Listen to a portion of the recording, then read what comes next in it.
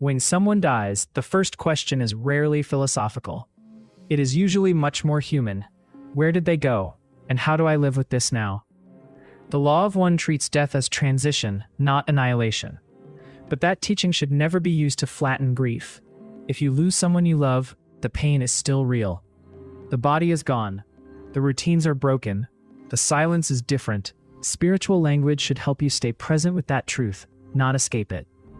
In Law of One language, the self is more than the physical body. Incarnation is one phase of a much larger journey of consciousness.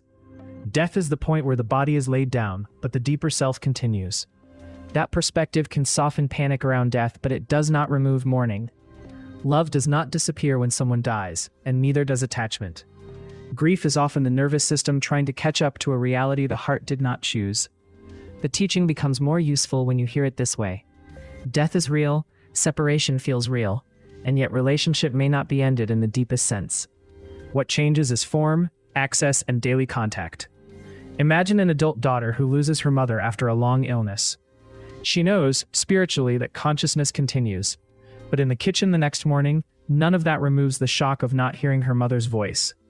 The Law of One view does not ask her to pretend she is above grief. It asks her to let love and grief coexist. She can cry, feel disoriented, miss her mother deeply, and still hold the possibility that the bond itself has not been destroyed. Psychology does not confirm metaphysical survival, but grief research does support the idea that healthy mourning is not about severing all connection. Many clinicians now speak about continuing bonds, which means people often heal not by forgetting the dead, but by building a new relationship to memory, love, and meaning. Science does not prove the Law of One, but it does support the practical truth that grief is not failure, and continued interconnection is not automatically denial. If you are grieving, the most useful move may be very simple. Stop demanding that your heart heal in a straight line. Let your grief be physical, relational, and real. Speak their name, sit with memory, let support in. If spiritual language helps, let it help gently. If you are supporting someone else, do not rush them toward meaning. Presence is more useful than explanation. A sentence like, "I am here with you," is often worth more than a theory about the soul. Ask yourself, when I think about death, am I using spirituality to open my heart, or am I using it to avoid feeling loss?